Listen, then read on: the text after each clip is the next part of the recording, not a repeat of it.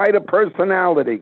Yes, and then I moved to an apartment north in East Rogers Park, and then I went to Des Plaines, and then I came to rabbinical school, and I met my husband here, and I stayed, and I was going to teach, but the person who headed chaplaincy here felt that I was perfectly suited, and Wow.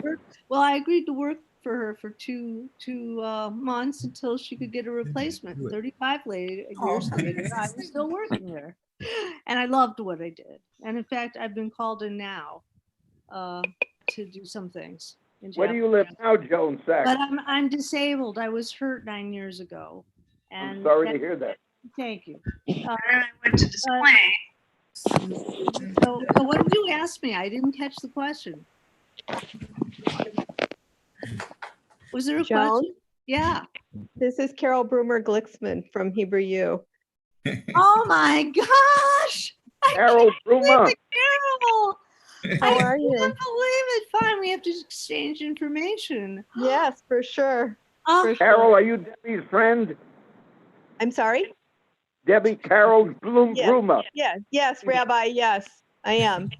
Wow. Would you like to be in touch with her? I am through Facebook. Thank Wonderful. you.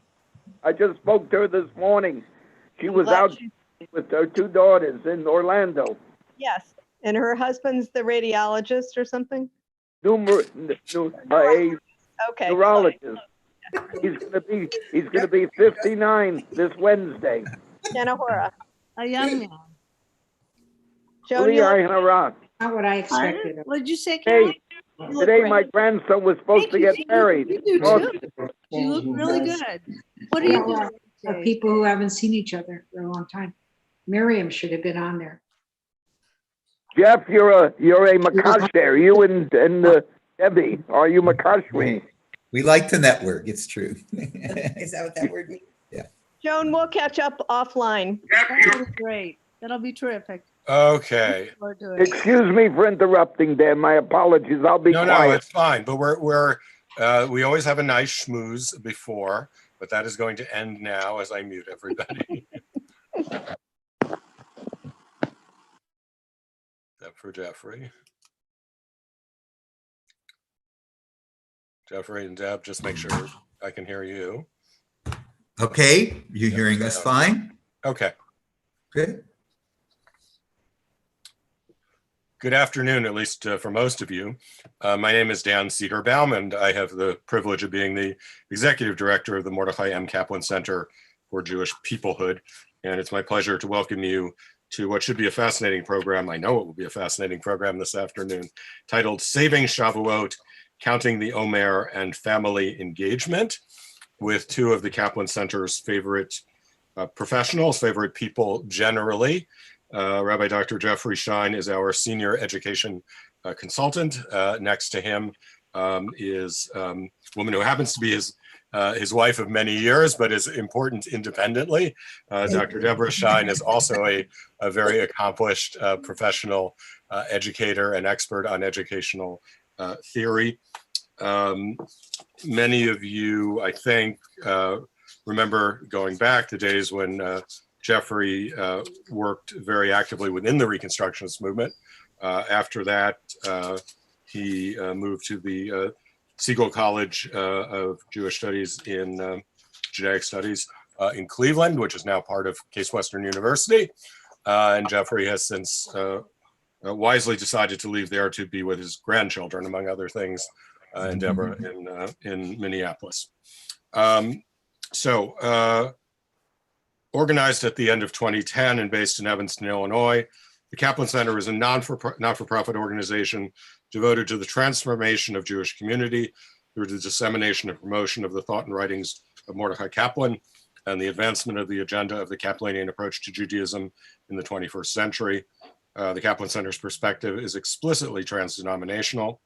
I see some of my colleagues besides Jeffrey and Deborah here, Dr. Mel Scult and Dr. Eric Kaplan. Stay tuned for next week. I'll say something in a moment about that. I don't know if any Apologize if I'm going to miss anybody. I'll scroll through quickly, but they are on. Jane Susswine from our board of directors. No fair hiding, wherever you are. Let's see who else. I think that may be it. I apologize if I missed anybody. We're delighted that so many of you have told us that you've really enjoyed the last 3 programs we've done on Sunday afternoons. The first 2 with Shaul Magid, the third with Rachel Sabbath Beit Halachmi. Somebody was calling her Rachel. It's complicated. She used to be Rachel Shabbat Beit Halachmi when she was in Israel, but so people know in America she is Rachel Sabbath Beit Halachmi. And I mention that in part because she will be joining our colleagues Mel Scald and Eric Kaplan next Sunday afternoon, same time, same place. Stay tuned for detailed login information for the first of what I imagine will be several programs over the months ahead on Mordechai Kaplan's diaries as we look ahead to the publication of volume 3 under Mel Scalt's expert editing in the fall, and more information, as we get closer to that. At that point, although he's already at work at it, Eric Kaplan takes over for the 4th and concluding volume of Communings of the Spirit, this amazing edited, annotated multi-volume set of one of the greatest documents, the most important documents of 20th century American Judaism, and maybe beyond, but primarily American Judaism. So as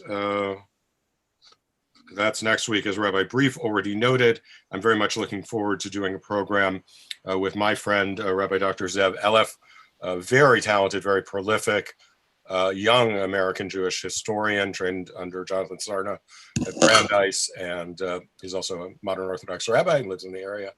And when the Jewish Center a couple of years ago wanted to mark their centennial, they hired Zev to work on that project with them, and he did a great job. So I thought it would be important and fun to bring to all of you and lots of other people, I hope, the story of Kaplan's first synagogue, and that is the first synagogue he served as senior rabbi, not the Society for the Advancement of Judaism, but the very rocky and interesting story of the period from 1917, 1918 to 1922, that is really the prequel, if you will, to the story of the SAJ. Lots more on that coming up in the future.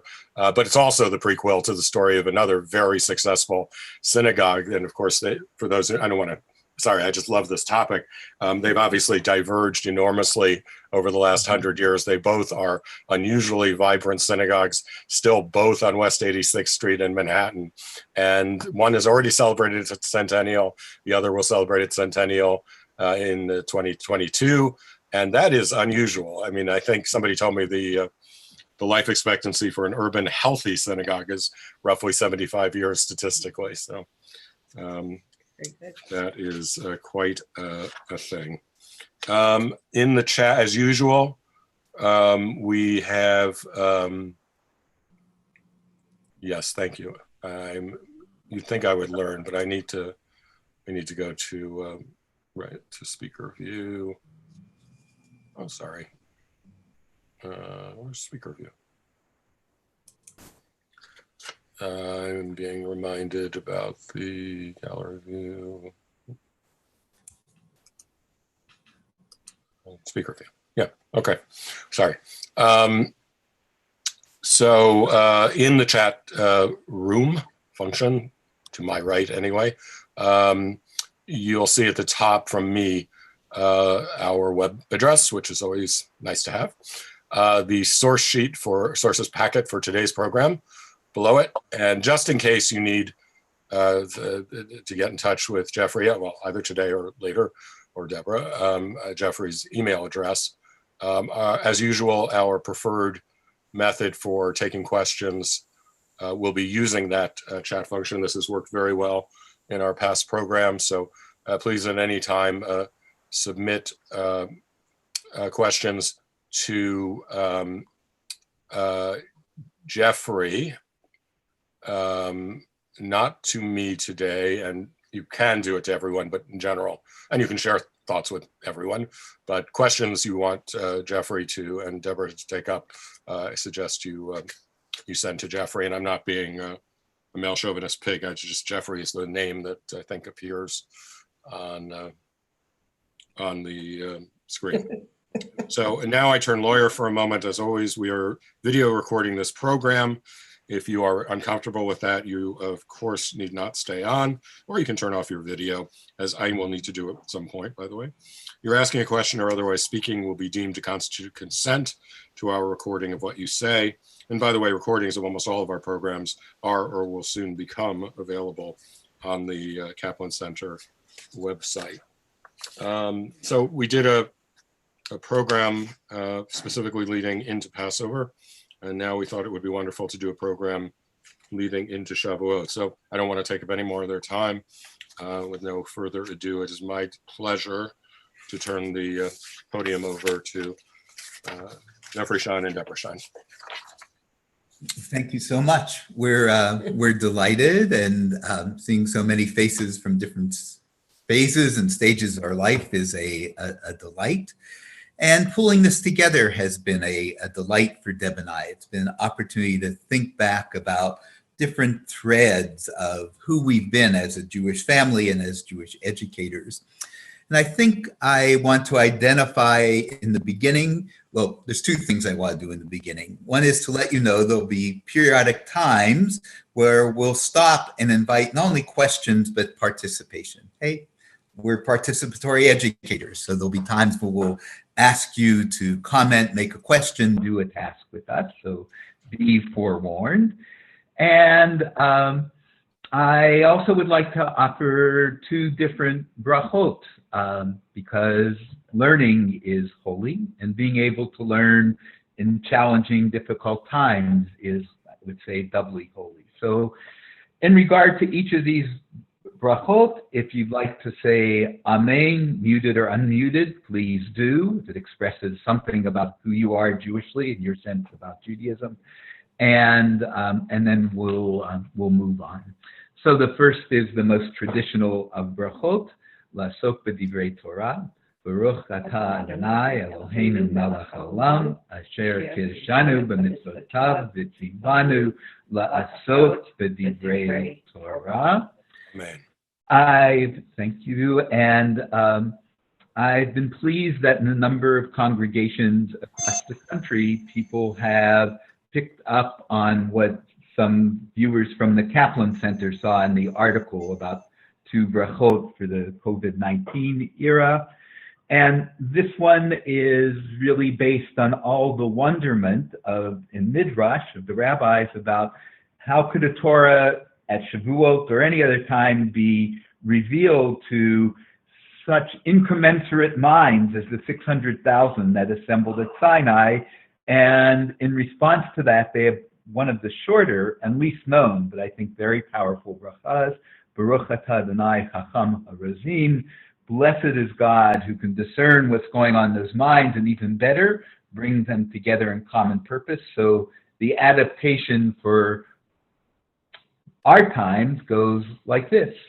Baruch atah Adonai Chacham HaRazim.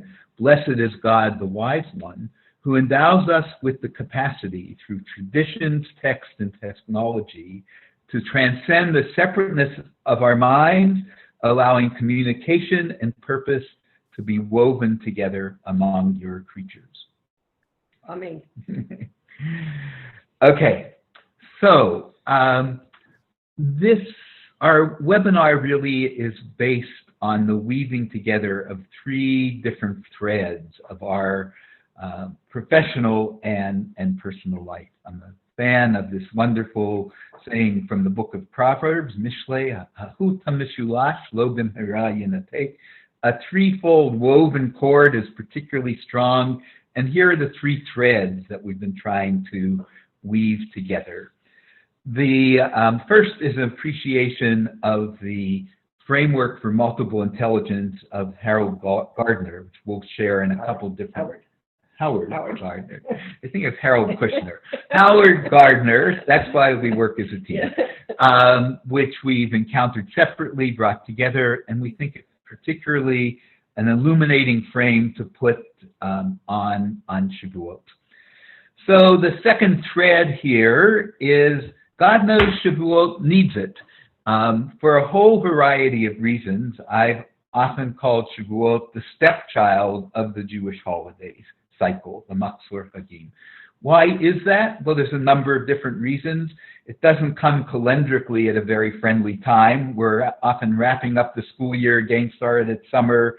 There's all sorts of reasons. We lose the thin thread, which we hope not to lose. We'll be talking about the counting of the Omer and how that threads together, obviously, Pesach and Shavuot. And it's also a very under-ritualized holiday compared to Pesach for sure, compared to Shabbat. There's very little ritual that accompanies it. We have other outlets. We have Shavuot as a kind of bikurim, gathering of the first fruits of Jewish learning. That's certainly an outlet. We have the Tikkun Leil Shavuot, staying up studying. Those are all wonderful things. But at its core, Shavuot remains unritualized. So, as Deb and I have lived our lives as Jewish parents, echoing through this has been the third thread that comes in here, which is Rabbi Kaplan's clarion call in his 1972 article about the Shabbat Seder, an indispensable innovation. He says, it isn't enough for Pesach to happen once a year. We need other points of engagement that can have the ritual depth, the questioning spirit that is Pesach and is the Pesach Seder. And he suggests that we can adapt that into the framework of a Shabbat Seder. So we will share with you, I'll start off with one example, and then we'll bring Howard Gardner and Multiple Intelligences in and show you various ways over the years that we've thought that Shavuot can come alive for families and communities by expanding our understanding of what it means to prepare for Matan Torah, for the giving of the Torah. So those three threads are woven together. And I am going to, with great trepidation, do my first piece of technology here. Then I might as well do it since I'll have to do it at later points. I'm going to share my screen, and I'm going to take you to part of the Shavuot Seder that Deb and I created for our family, and I'll ask you actually to be part of it. I'm going to take you to the part where we actually focus on the Aseret HaDibrot. So, You're not be able to see this. no, well, we can move it into there. There, very good. Okay. Here. I do. Or I did. Okay, here we go.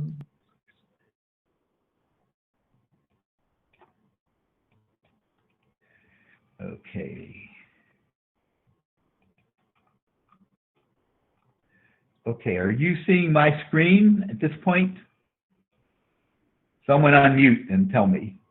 You're not. No, No. Okay, well, No, so- Jeffrey, what do you want up? Do you want me to put up the sources packet and you can refer to it? yes, for now. Thanks, Dan.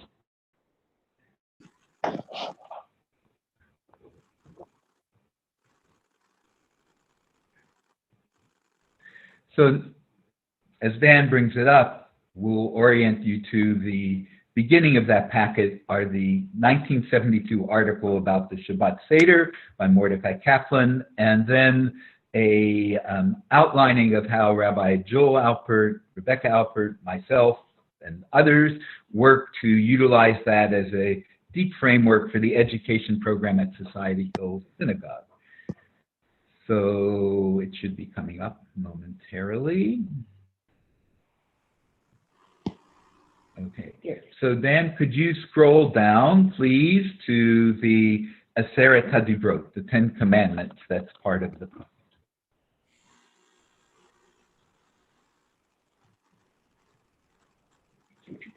From there. They should be able to see it on their screens. They can't read the fine print.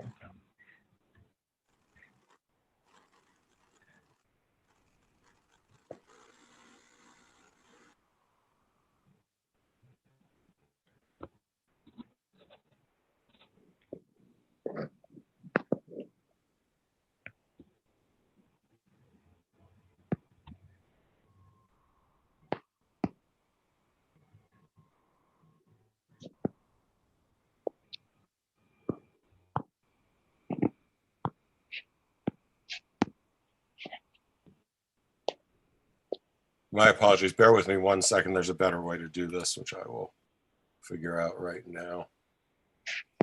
You wanted to talk about this while we're getting it ready? Yeah.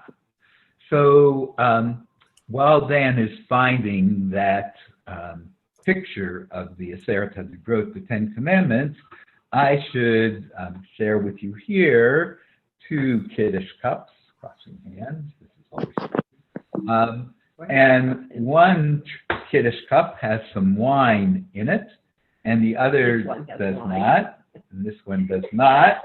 And as we go through, Dan's getting us closer. You know that you have to do it exactly as you do in Pesach. There you go. You got it? You're going to do it. I'm going to hold it for you. Thank you. Okay, can everyone see the 10 Commandments adapted for children on your screen? Relatively clear? Someone unmute and tell me. It went away. Yes. Okay. Well, I did. Not It even- was. Now it's not. lost it. somehow. Yeah. Yeah, I can't move around. I forgot. Sorry. Okay. So It's back. I'd like you to take the part of the children, our children around the table, and guests who have come with us on Erev Shavuot. And as I read this kid family-friendly version of the 10 Commandments, I am going to ask you to, after each of them, there'll be a slight pause to say, you can unmute and do this or stay mute, Na'aseh v'nishma. That's what the Israelites are said to have said in response to the commandment.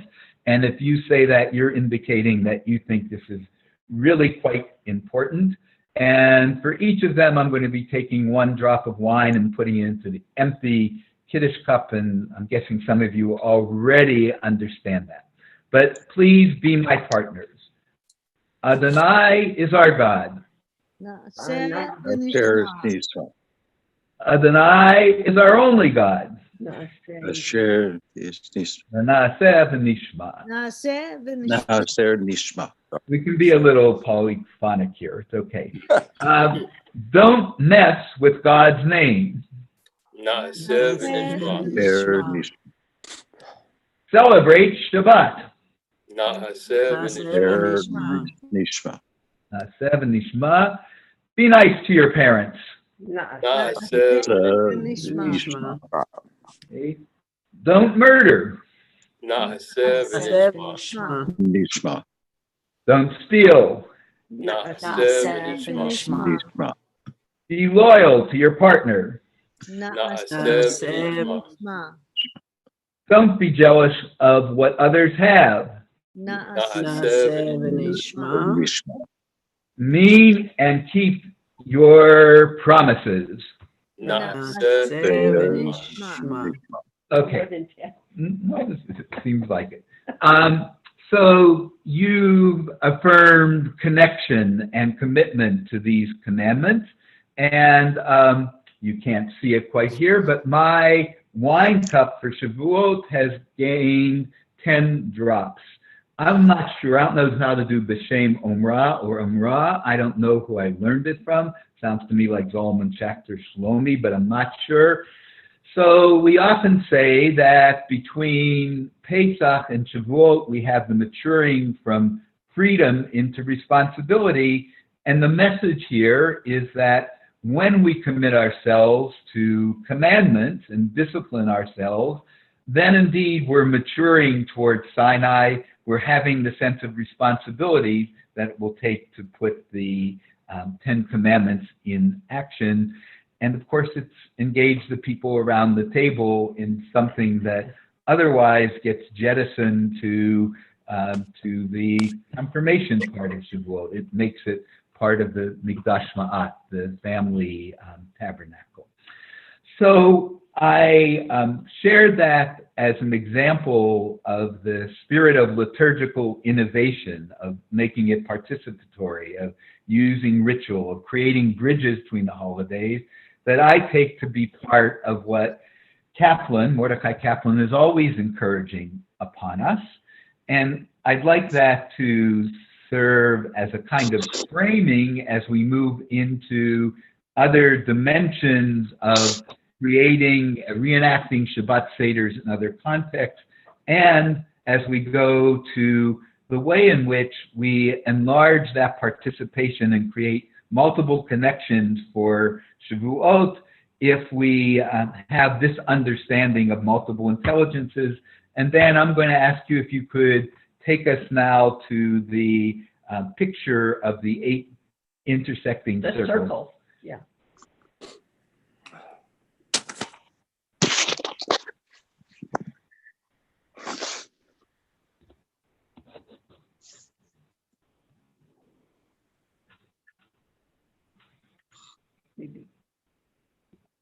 And are you able to do that? You're trying to do it.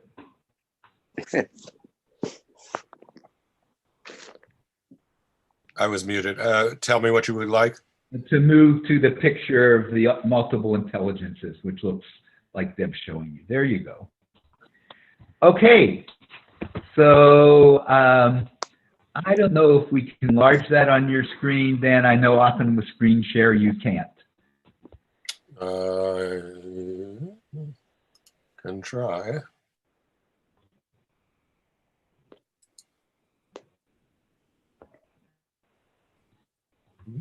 Does that work? That's better. Okay. Bigger. Deb?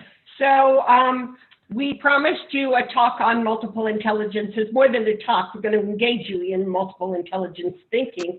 And we're pretty sure that we know for sure that Kaplan was really into music and art and wanted all Jews to incorporate those qualities into their celebrations. But we're pretty sure that if he had known Howard Gardner, he would be a fan of multiple intelligences. So we're going to take you on this little journey together. So I'm going to invite you to look at the chart. And I think what I'll do is I'll give a little description because it might be hard to see. And I'll start with the little purple person running. So that's called body kinesthetics, body smarts. And the green is interpersonal, people smart. Getting along with people and sort of knowing. What color is that? Red is verbal linguistics, word smart. And the purple is logical, mathematical. It has a little computer, but it's more than just using a computer or a phone. And then the blue, or is that purple? No, it's a blue, is naturalistic, which is nature smart. And the yellow is intrapersonal, sort of knowing yourself, self-smart. The green is visual spatial, picture smart or visual smart. And the blue is obviously with the musical note, it's musical smart. So what I'm going to ask you to do is, well, let me tell you a little bit. Yeah, okay. I'm going to ask you to think about some questions. After we give you, are we going to do this? No, we're good. Do this. Okay. No. So I am going to ask you some questions. And then I want you to think about it. And then we'll have a few of you share. I think there are too many. We would love for everybody to share. But we think maybe it's too much to take the whole time. So just a few of you would unmute to answer these. But if you have paper and pencil, you might write it down. I'm a big fan of written reflection. So what kind of learner, given these choices, are you? That's the first question. What kind of learner are you? And which of these visual aids capture your most natural choice for learning? It's sort of the same kind of question, but maybe open it up a little bit differently. Do you want me to repeat the titles again? Yes, please. Okay. And I was thinking as I was speaking that, you know, if something pops into your mind that's not in the circle, I think you should add it. I mean, there's nothing that says we have to stick to Howard Gardner's multiple intelligences. So the first one was bodily kinesthetics. Then the green was interpersonal. Verbal linguistics is the next. Logical, mathematical, naturalistic, intrapersonal, about yourself, visual, intelligence, and musical. Did you answer? Yeah, I did. Yeah.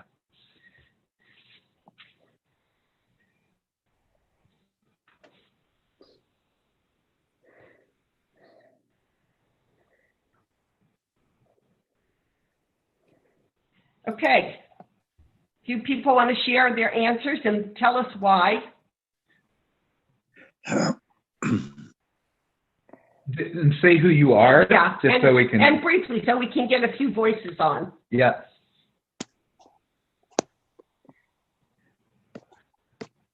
Stan's going to share, I think. Yeah. Yes, I'm definitely a verbal learner. I guess that's word smart. Mhm. I've done that for a very early age. That I learned more about people. I learned more on people lecturing to me than reading. Although obviously I have to learn by reading. You can't, go to school without learning by reading. But my best learning, and just a little bit of an example, and I'll make it very short, is that when I took the bar exam in New York, I went to Columbia, and most of my, as Dan probably knows, and anybody else is a lawyer, most of them took something called PLI, which was a mound of papers that taught you how to take the bar exam. I went to a guy in Brooklyn named Sparaccio, of all things, and what he did was lecture 8 hours a day with no papers at all. Wow. And I managed to, I managed to pass the bar. So, I don't know, it's a quirk of it's not something that was deliberate, but anyway, that's my story. But from where I'm standing and listening to your story, the fact that you knew the kind of learner you were before you took the bar helped you to pass the bar. Smart. That's correct. That's correct. Somebody else. And say who you are. Yeah.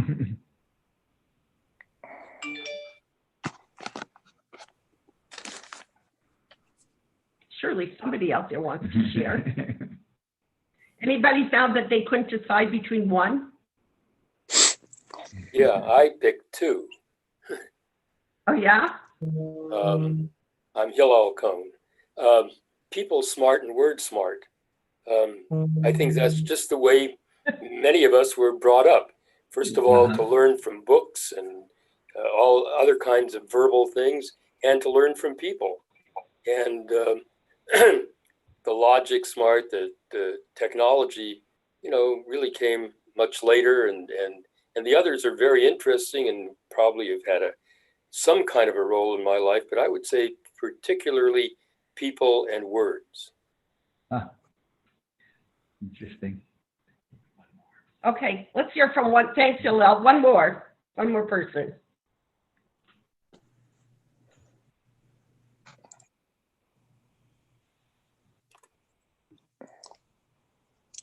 Anybody? Jeff, how about you? What kind of learner are you? Hey. I'm so conveniently here. I would say word smart, but then life doesn't leave me in one domain. Yeah. I want to answer for him because yeah, right. he does everything by time, and time is like not here. There's not like a spatial in time, because I'm a visual person. and he's totally not. And so together we're sort of whole because I don't wear a watch. I don't know what time I don't even know what day it is. And so time is like not important to me, but he is really like, Right. Yeah. Don't ask me to give you direction somewhere, and don't ask Deb to help you guide your calendar. Won't work. I think all of us are aware that these intelligences are multiple in the sense that we have different ways of utilizing them. We have natural preferred strengths, but we also bring them together, and we'll offer some examples of that. And we also want to stretch what the meaning might be of any one of those in relationship to Shavuot, and in particular to counting the Omer, of course. And we know that the Omer and the 50 days of counting comes out of a Hebrew tradition, a Jewish tradition of assigning to Hebrew numbers, Hebrew letters, numerical values. So Dan, would you be kind enough, and after this, if you like, I can take another stab at bringing the resource packet up. But thank you for being there. And can we try to enlarge this as well? No, that's, I believe, the largest. Okay, so here we go. We're being interpersonal here, and you're looking at a chart that gives the numerical value of particular Hebrew letters. And of course, in the tradition of Jewish mysticism, of Kabbalah, Gematria, those numbers also embody the values of particular words. So I'm going to ask someone who has a love of mathematics to unmute themselves and put together before our very ears the numerical value, the Gematria of Torah. So just, if you think you can handle that, unmute, tell us the Gematria, and tell us how you got to it.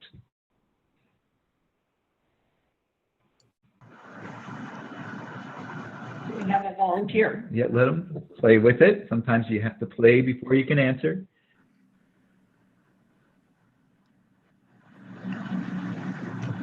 It looks like Mel wants to do it. Yes. Am I unmuted? Yes, you are. Well, I wanted to speak briefly to the previous multiple intelligences for my alter ego, Mordecai Kaplan, if I could. Because he was a word person, of course, but he was also a body person, and he walked in the city very extensively every day. And one of his special walks was around the reservoir in Central Park. And I could give a whole lecture on the people that walked with him around the reservoir in Central Park. But most interestingly, what they did was they discussed the Parsha of the week. And I think it would be interesting to speculate on the relationship between their walking and their intellectual energy and their insight all at once. I mean, a lot of people are into exercise at the present moment, but they don't do it and talk about the Parsha. So Kaplan, the great innovator, was special in that regard. The other thing that I wanted to say was in terms of gematria, I think, and I don't remember where I got this, but the word Elohim and Teva are both 86. I think that is an old equivalence. Kaplan pointed that out to me, but I think it existed among learned rabbis going back quite far. No, Teva, meaning nature, and Elohim are both 86. So, Mel, you don't know this, but Enid Lader, my friend and colleague, Rabbi Enid Lader, maybe knows this, that a teacher of ours, Daniel Pekarsky's mother, Mel Pecharsky, was for a number of years Kaplan secretary and probably had to go around in the park capturing his notes, which requires many different kinds of intelligences. But I don't want to let us off the hook. I mean, we have a lot of collective intelligence here, right? Torah, Tet, Vav, Resh, Hey. Someone has to put that together for us. 611. Okay, and tell us how you got to that. What are the components? Because that requires another mathematical operation that you need to do. So you need to find the word Torah, which is a Tet, Vav, Resh, and Hey. And then Tet is equal to, Tav is equal to, Tav is equal to 400. Vav is equal to 6. Resh is equal to 200, and Hey is equal to 5. And when you add that all up, you get 611. Okay, wonderful, thank you. I have one more thing for people to do. Mathematical. Mathematical, kinesthetic. Did you write it down? Yes. Did you write it down? Okay. I did. Yep. So a little fine motor going on there. Right. There you go. Hand motion. Okay. Brain. I mean, it's all like, it's a gestalt, really. So I have one more thing for you to do with this chart that we've done at Mayim Rabim with our congregants when we explored Shavuot traditions in mathematics. I'd like you to come up with the gematria, many people don't know this, of their own Hebrew name. What is the secret, indwelling, numerical value of your Hebrew name as you put it together from the chart of numerical values? And if anyone can do that and share it with us quickly, I'll be grateful. If you can't read it here, you should maybe go on your phones or something, right. or on your computers. I don't know. So first, you have to know your Hebrew name, which I'm sure almost everyone in this call does. And what would be the numerical anchor that goes with your Hebrew name? Yeah, it was 263, I think. Anyway, someone got a quick grasp on that? 311. Okay, and so tell us your Hebrew name and how you put that together. Whose is it? Yeah. Well, I did. It's Eric. I just decided to use Eric, but I guess if I was more adventurous, I could have gone with Eliezer Gershon, but then it would have been for another webinar. That would have been harder.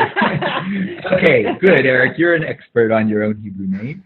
When we do this in a communal setting, when we're exploring Shavuot and numbers and mathematical intelligences, I'll often, after people have done their own calculation, ask them to go around the room and find the person whose gematria close to their own. And I just have to tell you, this is a Beshert story. It turns out that a very lovely couple in our congregation, Sharon, if you're still in the call, Belle and Sandra discovered they're a partner, they're Zug, they're married, that the gematria for their Hebrew names are very different names. Why do we share this?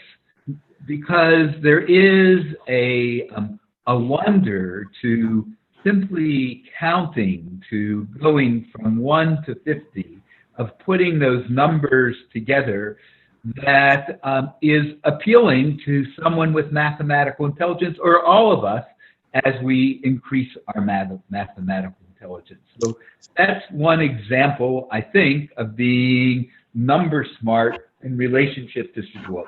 I have a question. It's going to be hard to get answers, but my question is, I'm wondering if people who wrote down they were mathematical in the choices of multiple intelligences, whether or not you really enjoyed this activity. Like, did it speak to you I wonder if it spoke to you in a deeper way than others. It's hard to know.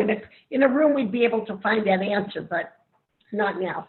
Or, Hillel, just to put you on a spot for a moment, if you're a word people person, did it bore the heck out of you? Because that's not the intelligence you like to employ. Yeah, it's still fun. No, I think it's a fun kind of an exercise. But as I was doing it and figuring out, gematria is very interesting. My immediate reaction is Mordecai Kaplan would just throw that out the window because it's reeks of mysticism and so on, just would offend his rationality. That's just my take. Well, we could have a longer discussion. No, I'm interested. Maybe at the end, people who want to stay on can do that. I'm very interested in hearing that. But of course, I am a kind of reconstructionist, post-Kaplanian lover of Kaplan that feels that, he himself comes at this stuff from a particular angle, and we're always trying to broaden our connections through multiple intelligences. I'm guessing Kaplan would be more sensitive and attuned to moving into the arena of naturalistic, and then we'll do verbal linguistic. Deb, you want to talk about naturalistic? Yeah, this is really my love. This is where my interests lie. And actually did some work. I studied Howard Gardner pretty intensively because I was looking for definitions of spirituality that didn't talk about God and religion. And I was hoping that he would have an intelligence for spirituality. And he struggled with this greatly. So he looked at naturalistic intelligences and he saw it as a combination. So I should go back a little bit. Naturalistic intelligences and spiritual intelligences were not part of his original set of intelligences. So he obviously needed to put naturalistic intelligence in, given that that's such an important topic in this day and age. So he went back and he saw, well, nature is a combination of intra, so you bring yourself into the world, into nature, and inter, you interact with it and with other people. And it's also about, I love this term I learned when I was in Israel visiting early childhood programs. I guess it's prayer, pokech evrim, open your eyes, opening up your eyes so you can see what's in front of you, you can see the nature that's happening. And finally, another part of naturalistic intelligence is about wonder, awe, joy, and amazement. You have the inter and the intra. You have your need to open your eyes. Somebody had a question. And you have this ability to wonder. So was that a question from Mel? You keep going. Mel, did you have a question? He's on mute. He was waiting. This is Jane. There's a professor at Harvard, Richard Wallman, who worked with Gardner and has written, he's the father of one of our synagogue members. He's written a book called Thinking with Your Soul, which he and Gardner were positing would constitute another type of intelligence. Oh, that would be so good. Okay. Bob, listening to a Jewish thing. Pardon me? Go ahead. As Deb looks for more that she's going to share with you about naturalistic, I'm going to, because of this share screen, I can't get to the chat. So I'm going to do a piece of quick communication with Dan. Dan, do you want me to try again to share the screen so that I know you have some other commitments you have to move on to. You want me I'm all right at the moment. Okay. Probably easier. Okay. Okay. Well, I think somebody asked something about the religious part, but I'm going to ask you to do this experience with me. I want you to close your eyes and go into nature.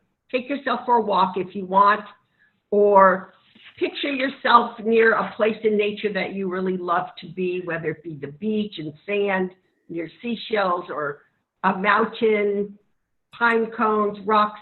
Find a little piece of nature that you can fit into your hand, something that is calling to you, and hold it, just hold it in your hand. Take a deep breath. Just be with it. Make it your friend. And then let yourself feel.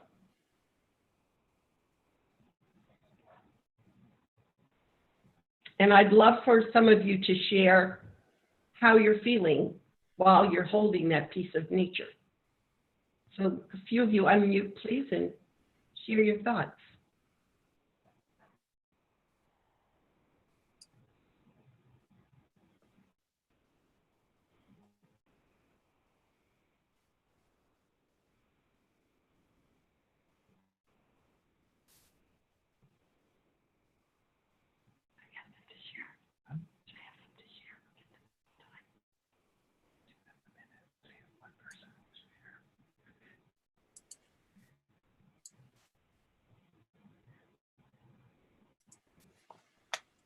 So how is this making you feel? The voice here? Your piece of nature. How did it feel to hold that in your hand? Anybody hold a seashell? Rock? A leaf? A pine cone?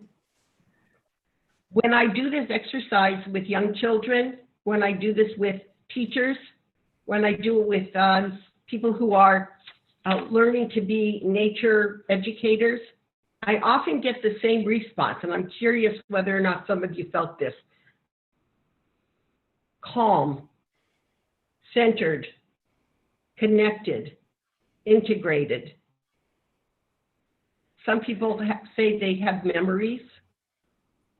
Did you feel any of these feelings?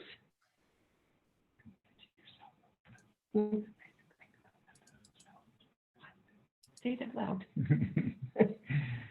No, if it's taking a while to settle in, that's fine, and you can, share it later when we get to the end of the talk, or now. We'll take another moment before we segue into another intelligence. Okay, I just want to say that Debbie has noted, Debbie Chesson, that it filled her with memories of childhood vacations, and we also get from Joan, pebble on the shore, peaceful, and a third one. Beauty, the park next to the Lincoln. Okay, great. A piece that when you go into these like memory or reflective moments, it helps you to know who you are. I mean, a lot of us are not young chicks anymore, but we're always changing. To know our own disposition, to open up our eyes to see other people's dispositions, helps us to meet those multiple intelligences. And Howard Gardner was fond of saying that each of us could strengthen all of those intelligences. We can be better receivers of the world, better connectors to others. And I just sort of like that. Thank you, Deb. I'm going to bridge into verbal linguistic, word smart kind of stuff, but I do want to note that there's something Kaplanian bubbling beneath all of this, whether Kaplan would have loved gematria, probably not. Multiple intelligence, probably. He was influenced by Dewey, who certainly had a respect for that. But Kaplan sensitizes us to the way that holidays change and transform themselves. So as Deb was exploring nature, I was thinking about the remarkable changes in the holiday of Shavuot, period move into wood, and when kibbutzim and others did things like come up with a dahlia, dance festivals. I mean, think of that as a wonderful way of privileging a new kind of intelligence, kinesthetic, when traditional Jewish life is heavily invested in book linguistic smarts. Part of the Zionist program is to produce, sometimes they call it more normal, that's a funny word, more well-rounded human beings in their Jewishness, which means have access to these different dimensions. Then if we could begin linguistic, the word smart, I'm going to, as you move down to some different names for Shavuot that we have in the packet, I'm going to say that while Shavuot is underutilized for the reasons I suggested in the beginning, it is such a remarkable example of being a multi-named Jewish holidays.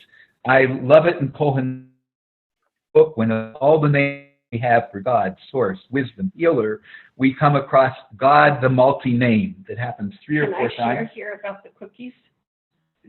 Sure.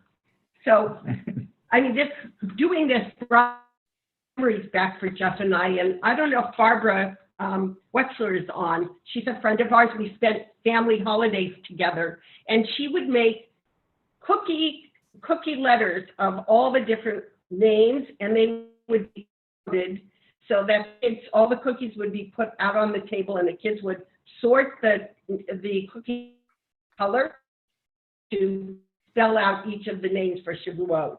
That's just one of the things that she used to do for our children when we were young. So, being aware of those names refines our understanding of the richness and complexity of the holiday and how it evolves over time. So, Shavuot is indeed Chag Zman Matan Toratenu, the great gift of the giving of Torah, but that's only one of its names. Dan, could you move us through them? And I'll read it. We'll pause for a second and we'll move on. It's Chag HaShavuot. It's the holiday of the weeks, of the counting. By the way, I have found for myself, and I think for many others, in this time of timelessness that we're experiencing as we stay at home, one day feels very much like the other, and simply turning that Omer counter and knowing that we've moved to day 10 or day 11, that's reassuring that we're imposing time on a rather timeless existence. But we're not done yet. One of the names, and there's more. Just pause. Someone else want to give a name? We didn't do that last one. Yeah, we did. Chag HaShavuot, the holiday of the weeks and the counting. It's Chag HaBikurim. It's the holiday where we bring the first fruits to, and where we recite what Lawrence Hoffman says is the first structured prayer and tradition. I was a wandering Aramean. I was in Egypt. And these fruits share a powerful dimension of the holiday. And I think I have one more here. Do I not, Dan? The one that he lowered it. Chag HaKatzir. It's the harvest festival, right? Of the things that you were holding from nature, you could have had a beautiful chaff of barley or wheat. That would have put us in the Shavuot frame. I just want to say, every Jewish holiday, you all probably know this, except for Purim, is linked to nature. Right. And we still haven't exhausted all the names, hence all the meanings, hence all the richness of exploration of Shavuot, because we're going to go to one more that we have also, here. if we go back, a couple are missing. Yeah, so we'll get to them. Okay, it's one of the Shalosh Regalim, right? The Yera'eh. It's a time we have to appear before our community, before God. So it's linked, we know, to Pesach and to Sukkot, and that wonderful switch of largely the same, but we call Pesach, right? Zman Chayritenu, time of our freedom. Matan Toratenu, and we call Sukkot Zman Simchatenu, which puts us in a wonderful spiral of names and experience. Deb, as happens to us a lot listening, but yes, we're focusing on this intelligence, but there's others we're missing, and we'll give her the last word here in a little bit about what we're missing, and maybe you'll have some words too. But I want to move on to a poem now. Again, I don't know who first pointed me to this poem. It's called When They Received the Torah, a poem for Shavuot, in a book of Lee, a holidays by Leah Naor.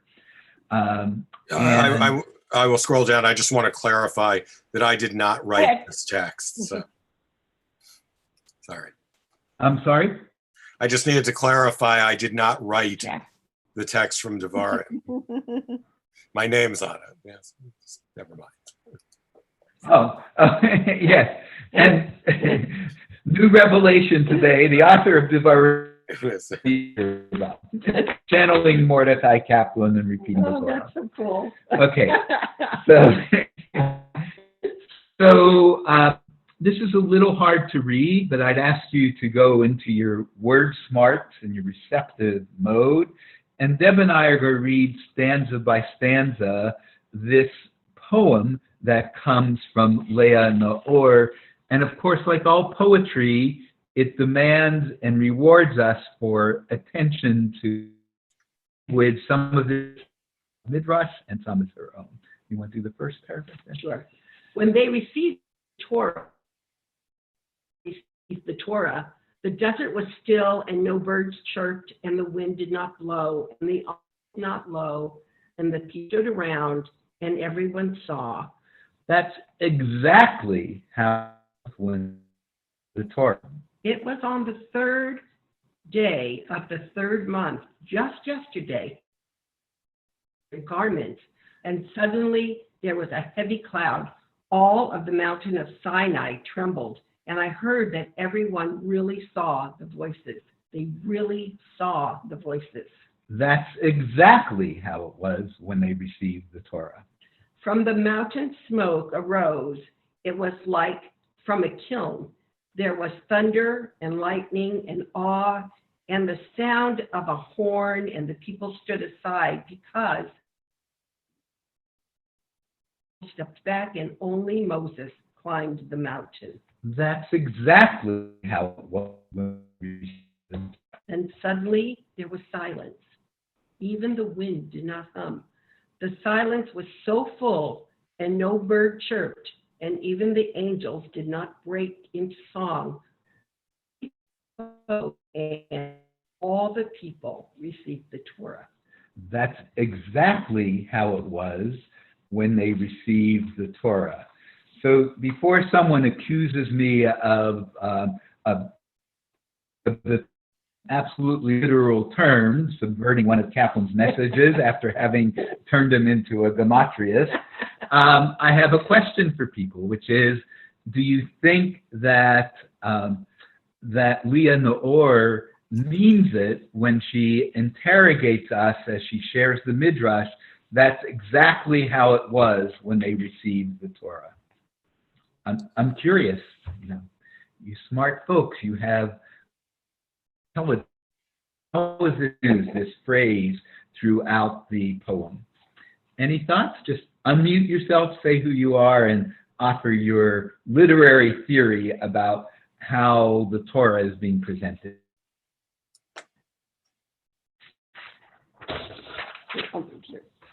Okay.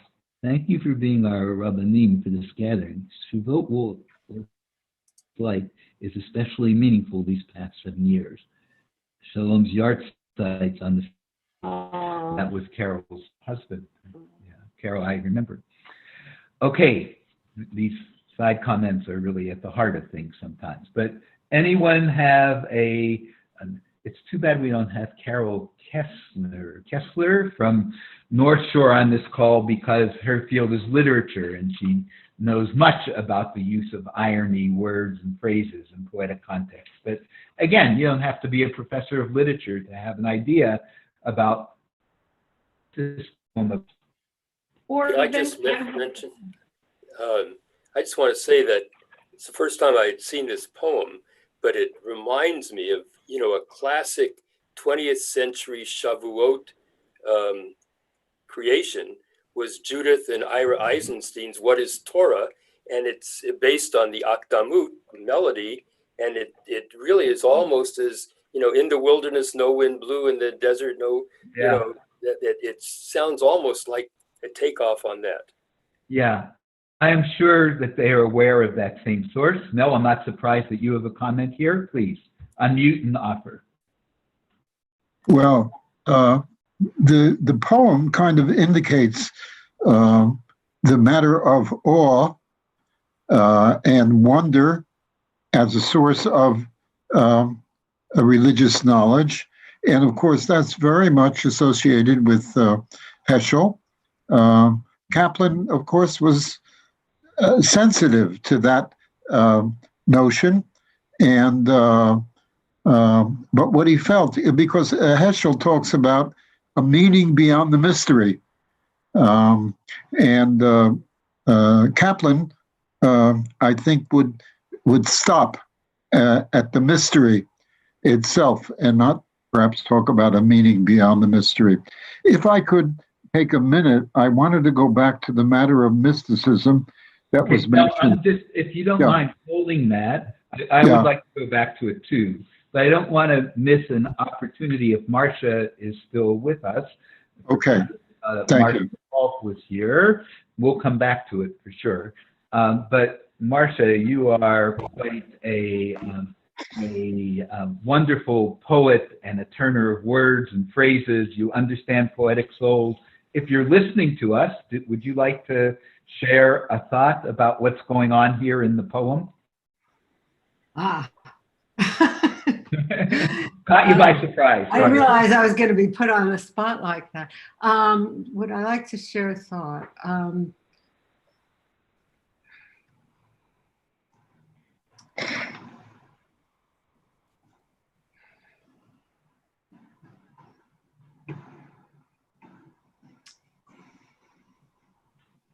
Ask me a specific question you have about the poem, and I'll see if I can answer it. Or how you think the Lior Naor, when she creates this refrain, that's exactly how it was when they received the Torah. Do you think her poetic intent was literal? Do you think she's trying to convince us of that, or is something else at work? That's what I would like to invite you to comment on. Well, I don't know. I think you can read this as ironic, because obviously no one knows how it was at all, much less exactly how it was.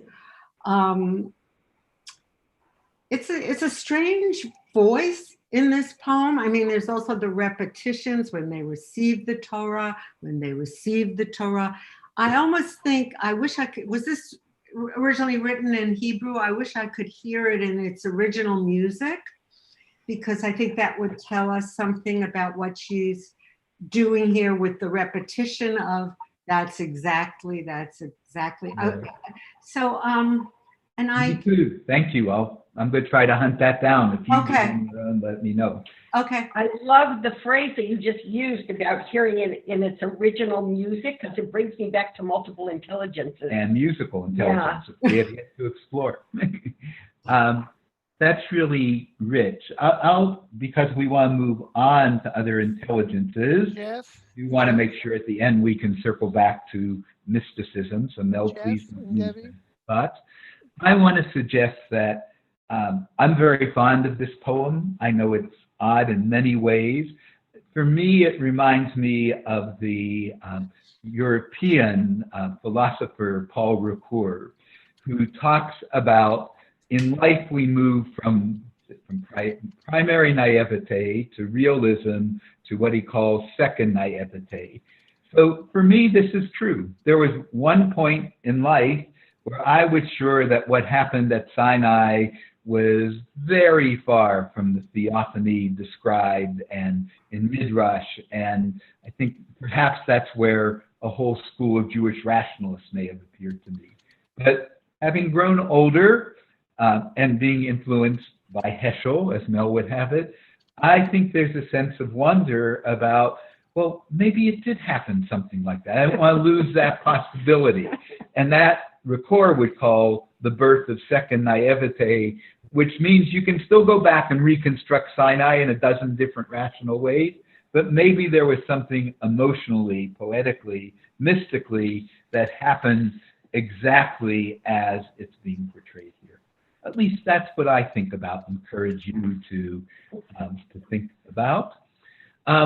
We're going to shift to another intelligence. So I actually think, Mel, this is probably a good time to capture before it's lost what you might want to say about Kaplan as mystic or non-mystic. No, what I wanted to say, I wanted to point to a factoid. I believe in factoids.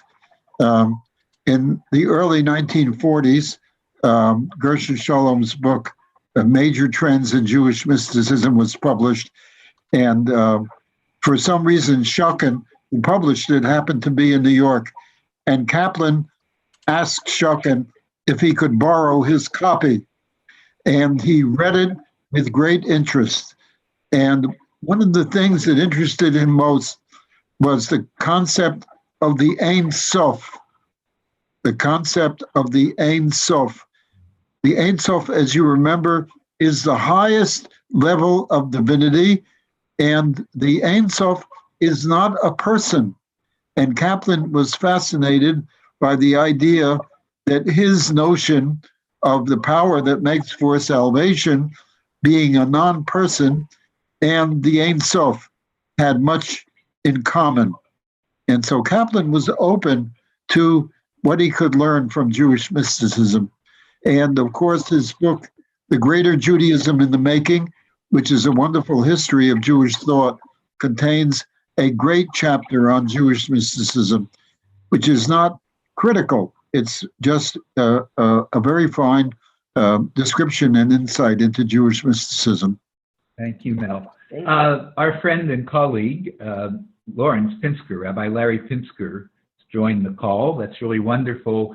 Larry, every technology has its limit. I'm looking in the chat and it sounds very interesting, but the words at the end of each sentence have broken off. So I'm going to invite you to take a moment, if you would, and share your thought with us. Jeff, it's wonderful to see you and Debbie. It's been entirely too long, except for this these recent encounters via Dan's wonderful lectures on Sunday afternoons. And I hope you are both safe and well. We are. Earlier I had cited Stephen T. Katz's famous declaration that Mordechai Kaplan was inescapably and definitely a mystic, because our categories of mysticism were, I guess now I would say, in reflecting on what Debbie was saying, I think we don't realize that you can be a mystic through all those forms of intelligence that Debbie has been revealing to us. The Kaplan's mysticism had to do with the collective imagination of all the people who have rallied around the struggle to make intelligent and humanly advantageous adaptations in life using Torah and using the experience of the Jewish people. And then I just wanted, in the poem that you cited, which I had never encountered before, and which is fantastic. And I was actually trying to rewrite it into Hebrew, trying to imagine how the poet would have written it, but I'm not fast enough doing that. Yeah. But it's such an explicit echo of the biblical imperative to remember that you experienced the Exodus, and you experienced, you who are here in this moment, 20 generations or 50 generations, whatever the number, since Sinai, since Exodus, that, and whenever the refrain, that's exactly how it was when they received the Torah. Right. It's such a, it's you know, it's that wonderful expression, you shall break their teeth, which punctuates all educational encounters with stubbornness. You know, it doesn't mean literally punch them in the mouth and make sure they need to go to the dentist. It means that means that you know, wake up, become mindful of what you're doing when you do this. Yeah. And very specifically, this text, it took me into that walk that Debbie was asking us to take, into nature and to grasp some piece of it. And all I could think of was my experience as a Jew includes having been at Sinai. Yeah. That's the So- nature, that's my nature as a Jew. I was there, of course I was there. And Right. however, I transformed that from being an abstraction to being a chilling and thrilling personal experience. That's when I get what this project is that I think, yeah, Stephen Katz is right. Kaplan made us all mystics. We just are so remote from the experience. Well, and validated whatever the Torah of our generation is, whatever leads us to being better people, better Jews, that must have been revealed at Sinai as well, at least mythically and metaphorically speaking. Thanks, Larry. It's nice to hear your voice as well as your interpretations. I am going to move on because I want to be respectful of time, and we still have several other intelligences to capture. So I'm going to I'm going to show you a clip. It's a video that Mazon asked me to do about my own take of what the Omer means and what counting the Omer might mean in relationship to world justice and, of course, food justice. And I look at this, Eric, I wish I could see you right now because I know this was part of my discovery when we wrote the article comparing and contrasting Kaplan with Michael Rosenack, that while peoplehood is what drew me into Reconstruction, and Judaism as an evolving religious civilization, and all the beautiful tapestry that goes with the waving of the Omer, with all of that, there's something ethical at its core, and that's what I propose when we take a look at a 3-minute clip that Mazon, along with other rabbis, has circulated around the country for thinking about.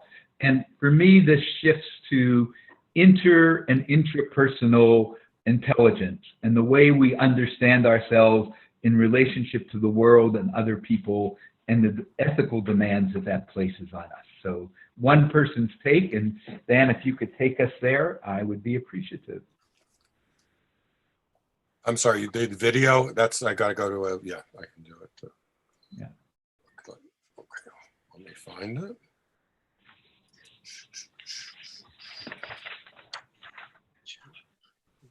While he's looking, I just want to sort of reiterate the inter and intra here. So we receive qualities from our observances of each holiday, and they do something to our intra, which then make us act in interpersonal ways. Yeah. So it's sort of a cyclic thing going on. Yeah. And I've been amazed to watch one local synagogue count the Omer with each day a different reflection of a Jewish artist about art. That felt very Kaplanian to me because art plays such a role, but somehow doesn't, for me, get to the heart of the Omer tradition, at least as I understand. Well, you're probably not artistically. Probably because of my limited artistic. No, I appreciate art deeply, and like right. Okay. You ready? All right. Here you go. Good morning, Boker Tov. This is Rabbi Jeffrey Schein from Minneapolis, and I'm wishing you a Hag Sameach, a very joyful, meaningful Pesach, Sidarim. And on behalf of Mazon, and in keeping with the concerns of Mazon, I'd like to do a little Torah teaching with you that situates us the day after Pesach, or the second day of Pesach, where we begin counting the Omer. Most of us, including myself, until maybe 15 years ago, when I think of the Omer, I am automatically turned to chapter 23 of the book of Leviticus, and we have this very festive counting of the Omer, marking 50 days between Pesach and Shavuot, the waving of the sheaves of grain, a great deal of pageantry. And it took a student of mine to point out to me that the first use of the term Omer is not in Leviticus, but in the book of Exodus, chapter 16. And here's the way it unfolds. The Israelites are in the wilderness. Food is a constant struggle. but keeping Shabbat is a mitzvah. So the Israelites are told that they will be given the double portion of the manna of their food on Friday, so they won't have to worry about Shabbat. And chapter 16 tells us that originally what the Israelites did was to gather according to their wants, and the regrettable situation that came out of that random gathering was an inequitable spread of resources, or to put it exactly in the words of the Torah, Vayasu chen Yisrael v'yukutu harbeh v'hamit, that some Israelites ended up with much and some little. So here we have a foreshadowing of what the environmentalist Garrett Hardin will call the tragedy of the commons. We don't know how to share resources that need to be allocated fairly, but there's a solution, and here's the way it comes. V'yimudu b'omer. The Israelites then learned to measure what was there. V'lo hedif hamarbeh v'hamit v'lo hechsir ish lapi achlu latu. So when they measured, when they were careful to measure, then everyone had the resources that they needed. Well, it's probably almost insulting to my listeners. Uh-oh. Your voice went up. No voice. It's the link. So, Lynn. Yeah, so what that guy is saying is that that's a model for food justice. It reflects the shift of Mazon over the years from primary distribution of resources to advocacy that creates food justice, and it's rooted most deeply, I think, in this notion that our sense of others in the world and our sense of selves has to be put in the context where we learn how to share and sacrifice. And of course, I did this before the coronavirus and COVID-19, which is sort of an alachat kama v'kama around this. Maybe I should have used my own link. Anyway, you get the point, that the tradition of counting the Omer is itself so rich in complexity and can move us into mystical ranges. It can also move us into thinking about tikkun olam and issues of justice and food justice. So I want to recognize one more kind of intelligence, and this will give you access to, and hopefully she'll sing her way through this. No, what about kinesthetic? Oh, Deb is reminding me. We haven't talked about body smarts yet, and I'm Yeah. thinking when you do tikkun olam, when you have to get active, you move your body, but there's also something in our house that we laugh about. Are doing qigong together? Yeah, well, we do that too, but. So it takes a motor. great deal of kinesthetic dexterity to, when we get to Shavuot, we're up to the 50th day, and one of our kids originally, had to roll the Omer counter back. First of all, that requires spatial sense, right? Which way am I going in order to get forward or back? For some of us, yeah. it takes. Yeah, and so that very physical, kinesthetic part of the holiday gets embodied in the rolling of the Omer. Thank you, Deb. And a lot of these intelligences come together, I think, in a pretty remarkable way when we listen to Chava Alberstein's version of Chad Gadya. You'll see the beautiful art, the visual, the spatial, and the musical, but you'll also see when she turns the narrative upside down, as you'll see at the very end of Chad Gadya, a different kind of intelligence at work. Yeah, we'll hope that this works. We hope it works because it's very powerful. Yeah. We think. And it's also about the marking of time. I'll say a word about that, but only after you've had a chance to watch it.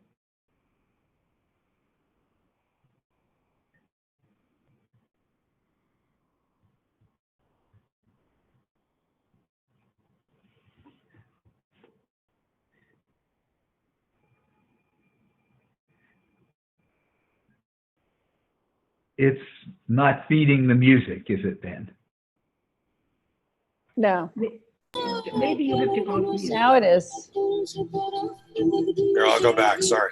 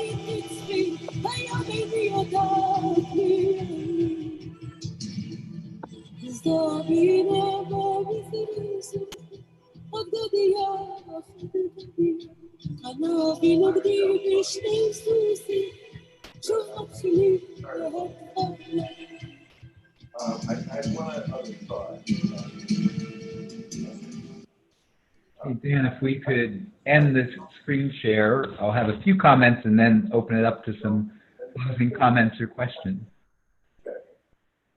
Okay. No guest So can everyone be muted at this point? Because I think I'm hearing. Yeah, hold on. I'm going to mute everyone, and then I'm going to unmute you. Okay.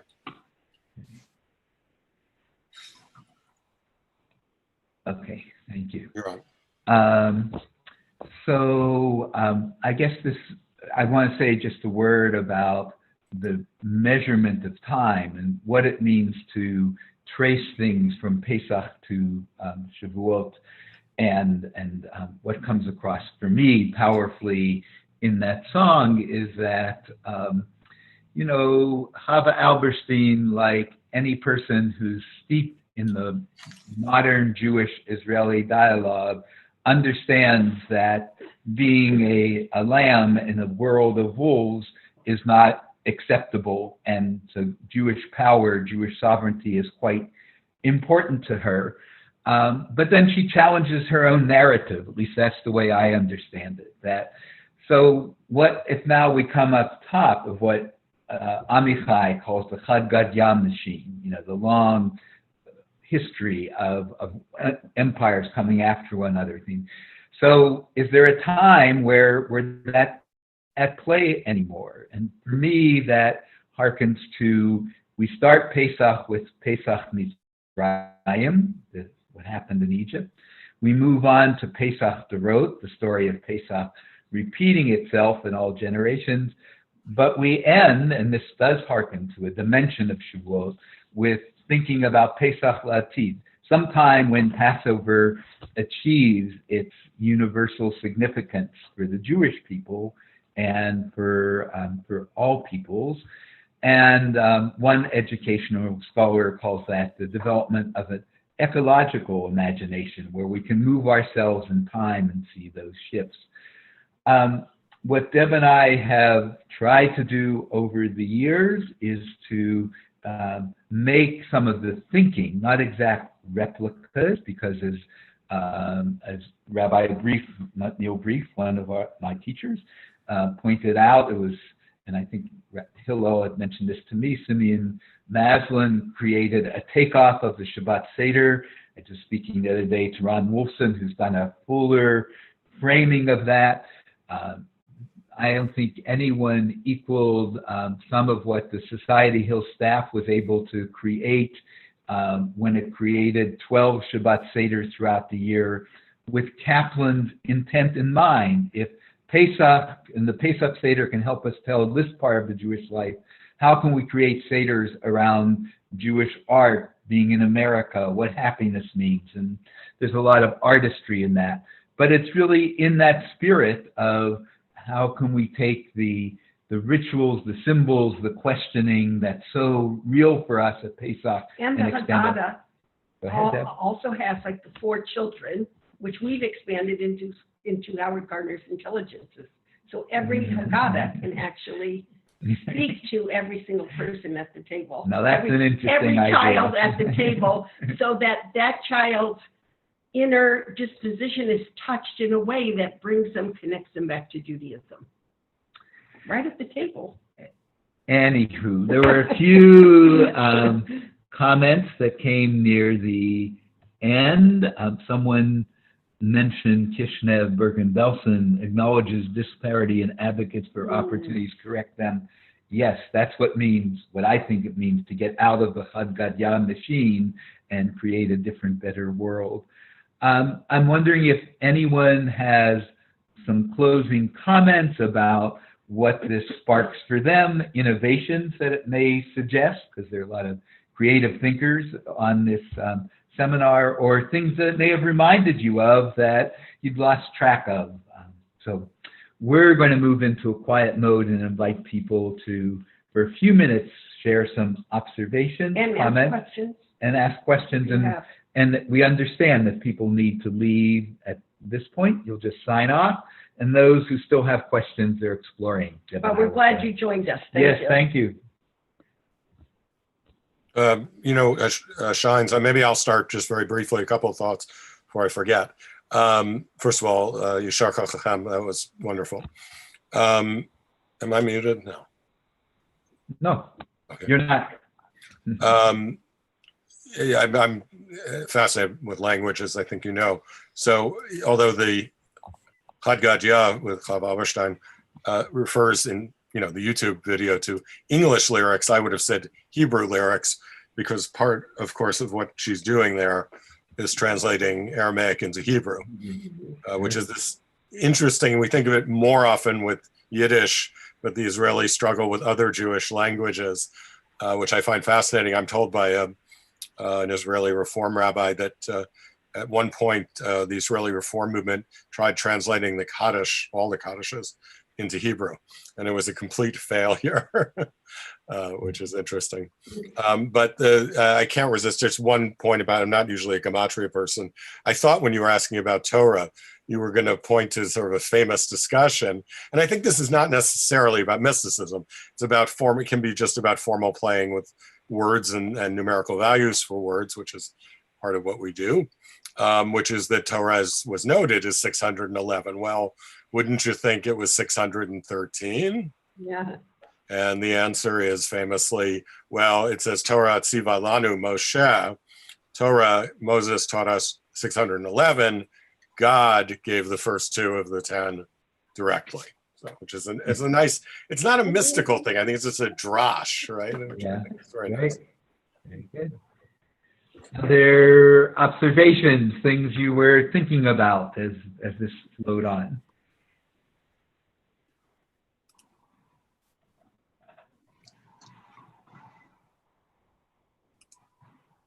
Quiet group. Jeffrey and Deb, thank you so much, and thanks for inviting me and including me in this really nice program.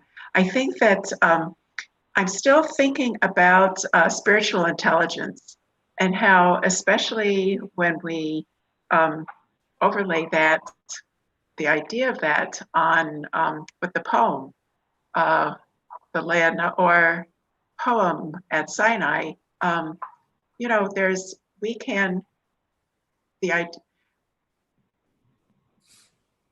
at Passover, we're told to tell the story as if we were there. Mm-hmm.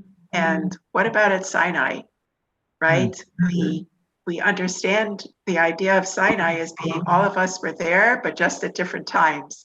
And I think there's a real rich spiritual experience to consider thinking about. So how did it happen? And the poem collection of Ours is Chag Li, right? My holiday. So how is it my experience? And how did it really happen for me? I think I look forward to thinking about that and maybe moving that forward with my own congregation. Yeah, I mean, Ina and I have done a lot of this over decades, but I can really see that being a project of a community of kids or a community where new verses are put in, new understandings of what it would have been like to be at Sinai, but yet after each of them, the whole community says, isn't that exactly how it happened? Would be very serious to do intergenerationally. Yeah, and intergenerationally for sure. Thank you. Sure. Thank you. I see Mel down waving his hand. Well, I want to thank the Shines for generating a lot of thoughts and for helping me to think through the meaning of Shavuot in a different kind of way. Kaplan about Sinai was ambivalent, as he was about so many things. He said on the one hand that the revelation at Sinai, to believe that was worse than sin than bigamy. And what he had in mind in his negativity was the idea that God should reveal himself to one group was the height of idiocy, because God reveals himself to all groups and does that through the mind, which in terms of your intelligences would be the logic and the self. Kaplan was a rationalist. He believed in the efficacy of reason, and especially the understanding of reason that comes from Josiah Royce, who wrote about the matter of insight. Insight, we would say colloquially, it's a connecting of the dots. It's seeing the whole picture. But what's of great interest to me is Josiah Royce talked about who Kaplan discovered rather early in his career and who he valued very, very much, that the insight is something that we want to be intimate with, which is a sort of strange way of talking in a certain sense. But the knowledge should be something deep within us. And so that's the meaning of revelation to Kaplan, on the other hand. Thank you. Thanks so much, Mel. That was really Thank you. terrific. Yeah. Joan, you had a comment, I think. No, I'm. Oh, or Jeannie? Someone, I thought I saw a hand. Okay. Oh, there's And, one right there. okay, our friend Jane. I don't think, Got is it. Jane Okay. there? Yeah, something occurred to me with the spiritual intelligence that unlike many of the others, which are how we understand the world, how we approach the world cognitively or physically or in a nature sense, the spiritual sense is if understanding it in a Kaplanian way, is how we present ourselves to the world, how we interface with what our actions are, given our understanding of our responsibilities and the nature of the world. So it's a different focus from some of the other intelligences.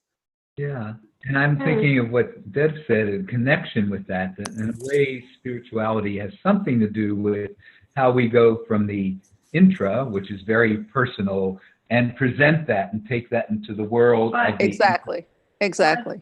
There's an area of spirituality that is purely intra.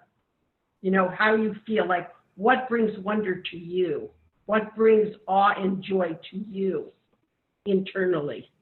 And that then affects how you act outwardly. I think it's both. Well, yeah. So there's a couple comments here. Thank you. Appreciate the message and thoughtful format. Yeah, everybody who wants, those are to everybody. Yeah. Always the self-reflective mindfulness appreciation of the inscrutable universe. Okay. Oh, I love it. Yeah. Okay. Great. Thank you. You're welcome. Dan, if it's okay, I just want to, since so many folks here are connected in one fashion or another to Jewish education, I wanted people share with people an alert that there'll be 2 more webinars later in the year. In the summer, there'll be a grand unveiling of a project that's been going on for several years, the 21st Century Kaplanian Vision of Jewish Education, which is in the very final stages of being tweaked. And right, but people can look at our website now, right? You want to point them there. Yeah, you can get a sneak preview, although there's a couple things that will help you view that in a little more comprehensive way. But we put it up so you can look, but we'll let you know when there's a video that takes you into it, as well as a little refinement in how to use it. And sometime in the fall, I am very excited to share what now is feeling to me like an ebook of some sort. It's a remix of resources for lifelong development of spirituality and God connection. Many of these came from people who moved within the Kaplanian orbit and Jewish education, and some of them are new. And the goal is to make sure that these kinds of questions and conversations and dialogues can begin at birth and can go throughout our lifetime. And there are resources to sustain that. And I hope this will be a contribution to that. So stay tuned. Great. And while we're at it, you probably can sell a few more copies, or you would like to have texted me, right? So that's still out Sure, why not? there. Which is, yeah, we'll provide links to anybody who wants. Just say a word about that book before we go. So text me Ancient Jewish Wisdom get one to meets show. Contemporary Technology. You don't have to. We can offer it to you for 30%. It's an exploration of all the dissonances, the creative synergy that happens when we think of Text Me as ancient Jewish wisdom and as social media and message. It's really sort of the heart of what led to that particular bracha that I shared with you. And understanding, I was realizing the other day when I was appreciating a connection back to our home congregation in Cleveland, Kol Halev, that we have a Kol Halev diaspora now that's connected through courtesy of Zoom and others, and that can't be so very different than the experiences that Jews may have had in Yemen when they discovered they could stay in touch with Maimonides through the new technology of delivering a shaila, a question in written form. So it's a sort of meditation around that. My friend and colleague Hillel has been a careful reader of that, and so and Ina has been with me when I presented. Anyway, I've been told it makes you think. So if that's the criteria for what you're looking for, you can get it for 30% off through the Kaplan Center. Great. I hope to see folks same time next week, and thank you again. Thank you. Okay, Thank feel you better for now. doing this, Dan. Thank you very much.